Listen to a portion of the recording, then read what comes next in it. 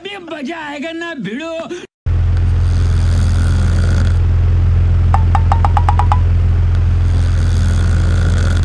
बुढी ए बुढी कहाँ गएछ यो बुढी?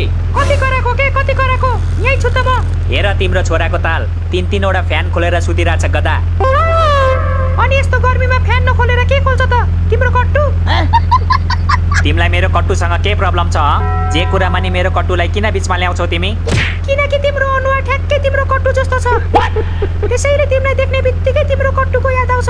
हो मम्मी हो, मलाई पनि बाबाको अनुहार देख्ने बित्तिकै धुर्मुसे कट्टुको याद आउँछ।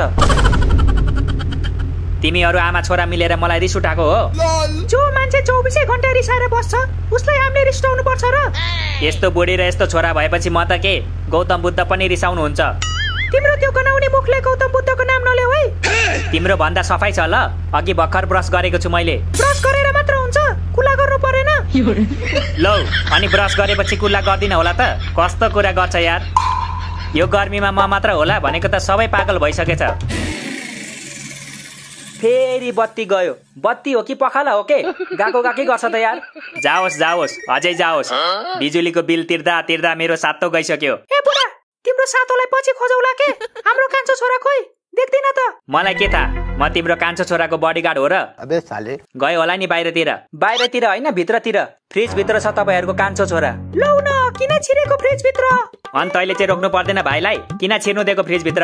म किन रोक्नु? त्यसलाई फ्रिज भित्र छिर्न सिकाउने मै त हो। ल हेर यहाँ पो बसेको रहेछ। बाबु के गरेको फ्रिज भित्र? बाहिर आऊ। हे मम्मी डिस्टर्ब नगर्नु न एकछिन, म गेम खेल्दै छु के। बाहिर निस्के भनेको सुनिनस्? हेर हेर चिसिएर आइस जस्तै भएछ। अच्छा तपाई चाहिँ तातेर ज्वालामुखी जस्तै हुनु भएछ। ए बुढा त्यो गधालाई एक झापड हान त। भाइ फ्रिज भित्र छिर्दा के हेर्दै थिएछ त्यसले? म त टिकटक हेर्दै थिएँ मम्मी। त्यहाँ एकजना आन्टीले भन्दै हुनुहुन्थ्यो स्टन्ट गरेर देश बन्दैन, स्टन्ट गरेर देश बन्छ। तेरीमा डाका भाइलाई हेर्न छोडेर त टिकटक हेर्छस्? टिकटक हेर्छस् त? टिकटक हेर्छस्? भयो बुढा भयो, धेरै नकुट। आफ्नै छोरा हो त्यो पनि। तिमीलाई थाहा छैन बुढी, त्यसलाई फ्रिज भित्र छिर्न यसले नै सिकाएको रहेछ। के रे? त्यसो भए अझै आना बुढा अझै आना। उफ्री उफ्री आना। उफ्री उफ्री हान्न मिल्दैन के बुढी, मेरो खुट्टा मर्केको छ। त्यसो भए सुती सुती आना न त। सुती सुती चाहिँ कसरी हान्नु नि? यसरी हान्नु, यसरी यसरी यसरी। मम्मी भोक लाग्यो हौ, आइसक्रिम किन्दिनु न। भोक लाग्यो भने खाना खाऊ न त छोरा। मैले मिठो खाना बनाएको छु। नाइ के मम्मी, यस्तो गर्मीमा खाना रुच्दैन के? तेरो बाउले भन्छ यिनीहरूको नाटकै बेसी। हाम्रो पालामा त के थाहा छ।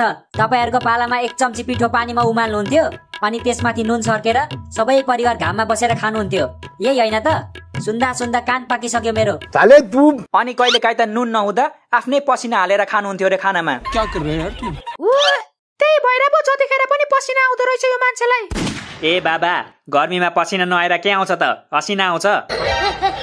तिमीलाई मात्र आउँदो रहेछ पसिना, खोइ हामीलाई त आएको छैन त। अनि 24 घण्टा फ्यानको अगाडि बसेपछि कहाँबाट आउँछ त पसिना? यो फ्यानले गर्दा बिजुलीको बिल मेरो स्यालेरी भन्दा धेरै आउन थालिसक्यो। थाहा छ कि छैन तिमीहरूलाई? अनि गर्मी भएपछि फ्यान चलाउनु परेन त? कि सबैको कोठामा एसी लगाइदेऊ? अच्छा ए महारानीलाई एसी चाहियो अब? त राजकुमारलाई पनि चाहिन्छ एसी? हजुर बाबा चाहिन्छ नि, किन नचाहिनु? तपाईँ मेरो कोठामा एसी हालिदिनुहोस्, त्यसपछि यो थोत्रे फ्यानलाई म हात मिलाउँदिन। सरी। यसो गरौँ न त, तिमीहरू मिलेर मेरो सबै अङ्ग बेच, अनि त्यहाँबाट आएको पैसाले एसी कुलर वासिङ मेसिन जे किन्नु छ किन। कस्तो पागल मान्छे रहेछ। सिधै एसी जोड्ने हैसियत छैन भन्नु नि। के कुरा घुमाइरहेको होला? बाबा सबै अङ्ग बेच्नु पर्दैन के? एउटा किडनी बेचेर मेरो कोठामा चाहिँ एसी हालिदिनु न त। क्या बक रहे हो मादरचोद? ल छोरा हालिदिइहाल्छु नि, तर किडनी चाहिँ तेरो बेच्छु ल। होस् त्यसो भए पर्दैन, एसी भन्दा फ्यान नै ठिक छ। अब आएन लाइन पे। ए बुढा लास्टै गर्मी भयो हौ, जाऊ त एक बोतल चिसो किनेर ल्याऊ। ए पैसा पनि मै तिर्नु अनि किन्न पनि मै जानु? अनि को जान्छ त? यस्तो घाममा बच्चाहरूलाई पठाउनु त? बाटोमा हिँड्दा हिँड्दै ढल्यो भने? यस्तो घाममा त बच्चा मात्र होइन सबै ढल्छ नि बुढी। कि तिमीले मलाई ढाल्नै खोजेको? अनि तिमी त बाघसँग फाइट खेलेको मान्छे होइन, जब घामसँग डराउँछौ। त्यति बेला त मेरो बिहे भएको थिएन नि त बुढी। शरीरमा जोस जागर थियो, ओठमा मुस्कान थियो। मलाई के थाहा त बिहे गरेपछि जोस जागर मुस्कान सबै हराउँछ भनेर। ए भनेपछि मलाई बिहे गरेर तिम्रो जोस जागर सबै हरायो होइन त? अनि जोस जाँगर नभएको मान्छेको दुईवटा छोरा चाहिँ कसरी भयो त? त्यो त ईश्वरको वरदानले भएको हो नि। को ईश्वर बाबा? त्यो पल्लो टोलको ईश्वर अंकल? चुप्लाक। ईश्वर भनेको भगवान, गड, देवता, सृष्टिकर्ता, प्रभु, परमेश्वर, परमात्मा भयो हौ बाबा भयो। भगवान भनेपछि बुझिहाल्छ नि। निबन्धै सुनाउनु पर्छ तपाईलाई। मम्मी भोक लाग्यो के? आइसक्रिम किनिदिनु न छिटो। सधैँ आइसक्रिम खाएर हुन्छ? भात चाहिँ कसले खान्छ? भात त त्यो खन्चुवाले खाइहाल्छ नि।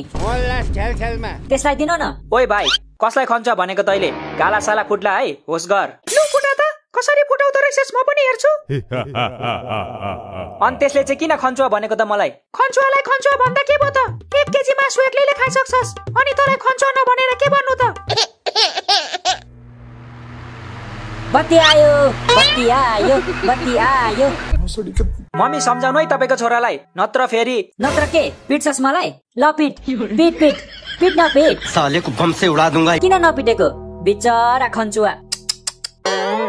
यो पनि उस्तै छ के? किन जिस्काको दाइलाई दिउँ एक झापड? ओ मिस्टर हर्के, म यही छु है।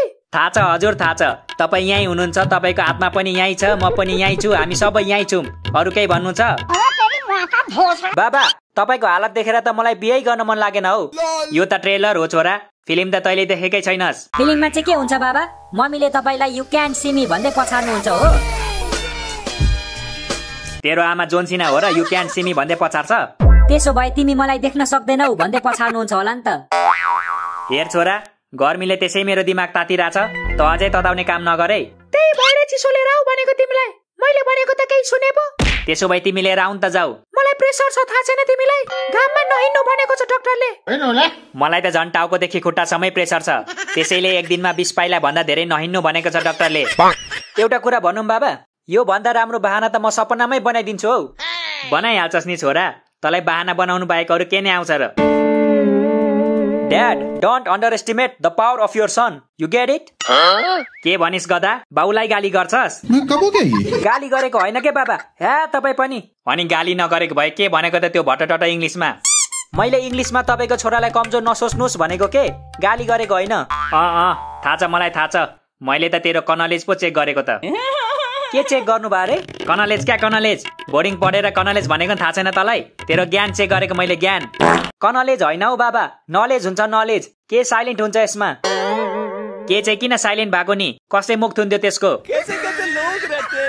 मलाई थाहा छ कसले थुनेको भनेर। के को मुख पक्कै एनले थुनेको हुनुपर्छ। कुछ भी केलाई आफू भन्दा अगाडि देखेर एनलाई ढाहा लागेको हुन सक्छ। क्या सोच है रे तेरी? वाह मम्मी वाह, क्या दिमाग छ तपाईको। यत्रो ठुलो रहस्यलाई तपाईले एक चुटकीमै हल गरिदिनु भयो। थ्यांक यू छोरा, थ्यांक यू। चुप लाग्नुहोस्, अरूको अगाडि चाहिँ यस्तो एन्सर नदिनुहोस् है, नत्र बेइज्जत हुन्छ मेरो। त कहाँको मन्त्री होस् र बेइज्जत हुन्छ तेरो? मन्त्री होइन बाबा, म डन हो डन। तेरो बाउले भन्ने होला। यो गाउँको सबै फुच्चा फुच्चीले भ्याक्सो डन भन्छ मलाई। के भन्छ रे? भ्याक्सो मम्मी, भ्याक्सो भ्याक्सो डन भन्छ मलाई। भ्याक्सो डन होइन, भ्यागुतो डन चाहिँ भन्नुपर्ने हो तँलाई। मम्मी, तपाईँ भ्याक्सो डनको अपमान गराउनु भएको छ। यसको नतिजा के हुन्छ थाहा छ तपाईलाई? यसको नतिजा भ्याक्सो डनले उल्टै 10 झापड खान्छ। त फुच्चे फेरि बोलिस्? म हुँदा हुँदा तपाईहरुले यसलाई चाहिँ किन जन्मनु भएको के? के बोले भाइ? किनकि त जन्मेकै दिन हामीलाई थाहा थियो त पछि गएर गुण्डा बन्छस् भनेर। जन्मेकै दिन चाहिँ कसरी थाहा हुन्छ हौ? म जन्मिँदै गन बोकेर जन्मेको थिएँ र? होइन छोरा, त जन्मिँदै गर्दा बिजुली चम्किरहेको थियो, गडाङगुडुङ गडाङगुडुङ। कुकुरहरू जोड जोडले भुकिरहेको थियो, ठुलो हावा हुन्डरी आइरहेको थियो। बन्द करो हात जोड के। अनि हस्पिटलको बत्ती पनि झिमिक झिमिक झिमिक झिमिक गरिरहेको थियो। त्यही भएर हामीलाई शंका लागिसकेको थियो त पछि गएर गुण्डा बन्छस् भनेर। नो ड्याड नो, गुण्डा जन्मिँदा यो सब हुँदैन, यो सब शैतान जन्मिँदा हुन्छ, शैतान। मम्मी बचाउनुस् मलाई। अबे साले शैतान, यस्तो शैतानलाई त म पादरै उडाइदिन्छु।